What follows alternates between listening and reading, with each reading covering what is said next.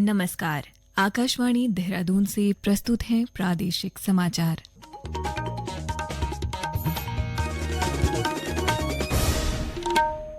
पहले मुख्य समाचार। राष्ट्रपति द्रौपदी मुर्मू ने नैनीताल स्थित कुमाऊं विश्वविद्यालय के 20वें दीक्षांत समारोह में स्नातक और स्नातकोत्तर स्तर के विद्यार्थियों को पदक प्रदान किए। राज्य विधानसभा के विशेष सत्र के दूसरे दिन सदन में प्रदेश की विकास यात्रा, उपलब्धियों और चुनौतियों पर चर्चा जारी। चमोली के जिलाधिकारी गौरव कुमार ने बद्रीनाथ मास्टर प्लान की समीक्षा की। अधिकारियों को साप्ताहिक प्रगति रिपोर्ट उपलब्ध कराने के निर्देश दिए। और ऊधम सिंह नगर जिला सेवा योजन कार्यालय में आगामी 11 नवंबर को वृहद रोजगार मेला आयोजित किया जाएगा। प्रादेशिक समाचार के साथ मैं रागिनी बिंजोला और अब समाचार विस्तार से। राष्ट्रपति द्रौपदी मुर्मू ने आज नैनीताल स्थित कुमाऊं विश्वविद्यालय के 20वें दीक्षांत समारोह में स्नातक और स्नातकोत्तर स्तर के विद्यार्थियों को पदक प्रदान किए। इस अवसर पर छात्रों को संबोधित करते हुए उन्होंने कहा कि शिक्षा किसी भी देश के विकास की आधारशिला होती है। राष्ट्रपति ने छात्रों से आह्वान किया कि वे अपनी शिक्षा का प्रयोग समाज के वंचित वर्ग की सेवा और राष्ट्र निर्माण के लिए करें। इससे पहले श्रीमती मुर्मू ने आज राजभवन नैनीताल के मुख्य द्वार का शिलान्यास किया। इस अवसर पर राज्यपाल लेफ्टिनेंट जनरल गुरमीत सिंह भी मौजूद रहे। ऐतिहासिक राजभवन नैनीताल की स्थापना के 125 वर्ष पूर्ण होने के उपलक्ष्य में आयोजित कार्यक्रम के दौरान ये शिलान्यास किया गया। राजभवन नैनीताल के मुख्य द्वार का ये शिलान्यास इस धरोहर के संवर्धन और संरक्षण की दिशा में एक महत्वपूर्ण कदम माना जा रहा है। वहीं राष्ट्रपति ने अपने नैनीताल प्रवास के दौरान आज कैंची धाम स्थित बाबा नीब करौली धाम और शक्तिपीठ मां नैना देवी मंदिर में पूजा अर्चना कर राष्ट्र की सुख, शांति, समृद्धि और जन कल्याण की प्रार्थना की। उत्तराखंड राज्य गठन के 25 वर्ष पूरे होने के उपलक्ष्य में राज्य विधानसभा के विशेष सत्र के दूसरे दिन आज सदन में प्रदेश की विकास यात्रा, उपलब्धियों और चुनौतियों पर चर्चा जारी है। संसदीय कार्यमंत्री सुबोध उनियाल ने कहा कि पिछले 25 वर्षों में उत्तराखंड ने तेजी से प्रगति की है।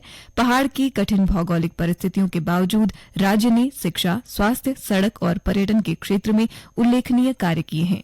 उन्होंने कहा कि सरकार ने आने वाले वर्षों में उत्तराखंड को देश के अग्रणी राज्यों में शामिल करने का संकल्प लिया है।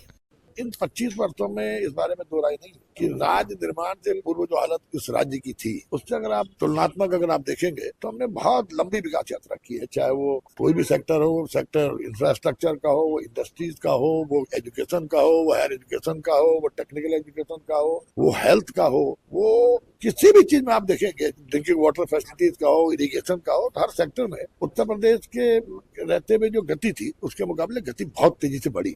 वहीं विपक्षी सदस्यों ने कहा कि राज्य ने कुछ क्षेत्रों में प्रगति हुई है, लेकिन पहाड़ों से पलायन, स्वास्थ्य सेवाओं की कमी और रोजगार के अवसरों का अभाव अब भी सबसे बड़ी चुनौतियां हैं। उन्होंने कहा कि आने वाले 25 वर्षों में राज्य को महिला सुरक्षा, रोजगार और शिक्षा के क्षेत्र में और मजबूत बनाना होगा।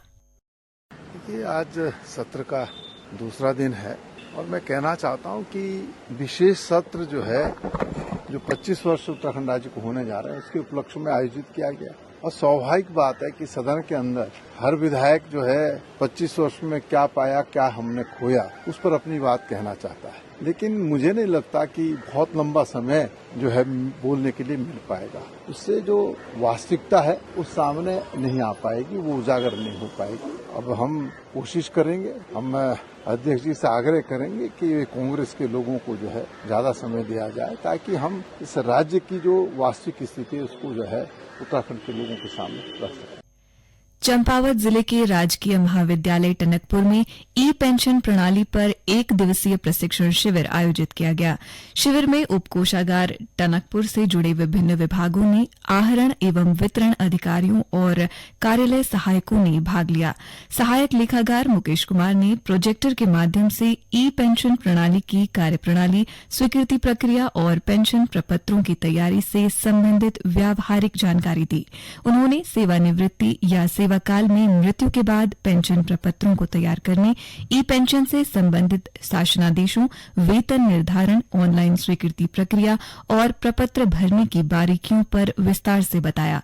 कोषाधिकारी मयंक सक्सेना ने बताया कि ई पेंशन प्रणाली ने पेंशन स्वीकृति प्रक्रिया को अधिक पारदर्शी, तेज और सुगम बनाया है। उन्होंने अधिकारियों से इस प्रणाली की सभी प्रक्रियाओं को ठीक से समझने और अपने विभागों में प्रभावी ढंग से लागू करने का आग्रह किया। शिविर में लगभग 40 अधिकारी और कर्मचारी उपस्थित रहे। के देहरादून केंद्र से प्रसारित किए जा रहे हैं। ताजा समाचार के लिए आप हमारे सोशल मीडिया एक्स व Facebook page Akashvani news Uttarakhand को फॉलो कर सकते हैं।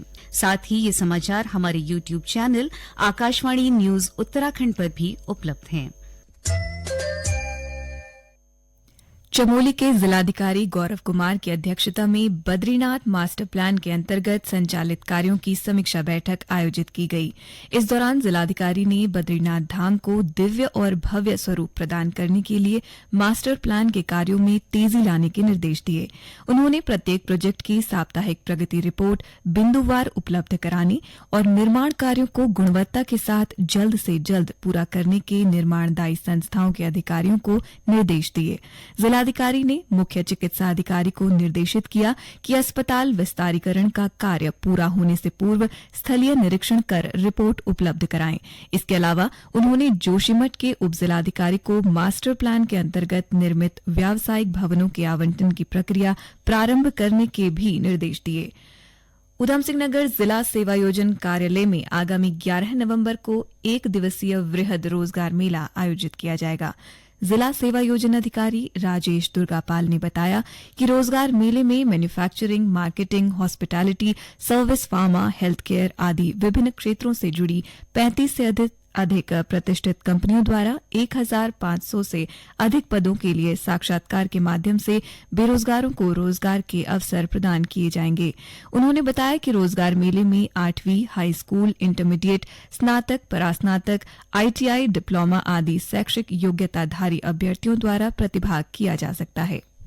राज्य स्थापना दिवस के अवसर पर इस वर्ष कौशल विकास एवं सेवायोजन विभाग की ओर से जिला सेवायोजन कार्यालय उधमसिंह नगर में बृहद रोजगार मेले का आयोजन किया जा रहा है, जो आगामी 11 नवंबर को किया जाएगा। इसमें सिडगुल तथा अन्य प्रतिष्ठित कंपनियों को आमंत्रित किया जा रहा है और हमें उम्मीद है कि कम से कम 35 कंपनियां इसमें प्रतिभाग करेंगी। कम से कम 1500 पदों की रिक्तियां हमें प्राप्त होने की उम्मीद है। इसमें high school, inter, graduate, BSc, MSc या फार्मास्यूटिकल, ITI, पॉलिटेक्निक हर तरह के युवाओं को रोजगार प्रदान किया जाएगा। अल्मोड़ा में उत्तराखंड सेवानिधि पर्यावरण शिक्षा संस्थान जाखन देवी में संस्थान की प्रबंधन समिति द्वारा 12वें BD पांडे स्मृति व्याख्यान का आयोजन किया गया। इस अवसर पर भारत के पूर्व विदेश सचिव पद्म भूषण श्याम सरन ने हिमालयी राज्यों में जल संकट, भूस्खलन, अनियोजित विकास पर जन संवाद किया। उन्होंने कहा कि हिमालय की पारिस्थितिकीय संकट के लिए जनता को जागरूक होना चाहिए और राजनीतिज्ञों को पारदर्शी नीति बनानी चाहिए। उन्होंने कहा कि अगर हिमालयी पारिस्थितिकीय संतुलन नहीं होगा तो भविष्य में इसके गंभीर परिणाम हो सकते हैं। जैसे हमने अपने व्याख्यान में कहा कि जनता के तरफ से इसके बारे में एक जागरण होनी चाहिए, उनके तरफ से ये अपने पॉलिटिकल लीडरशिप से ये मांग करनी चाहिए। साथ साथ जो पॉलिटिकल लीडरशिप है, जो जाने माने लोग हैं, उनको इसके बारे में सोचना चाहिए, क्योंकि अगर पारदर्शी अगर नेता हैं तो हो ही नहीं सकता कि इस समस्या पे कोई सोच नहीं हो, इसके बारे में कोई प्लानिंग नहीं हो। क्योंकि अगर हम नहीं के ऊपर संतुलन लाते हैं तो जैसे हमने कहा कि बाद में चल के हमारे लिए काफी इसके दूषित परिणाम हो सकते हैं। अंत में मुख्य समाचार एक बार फिर।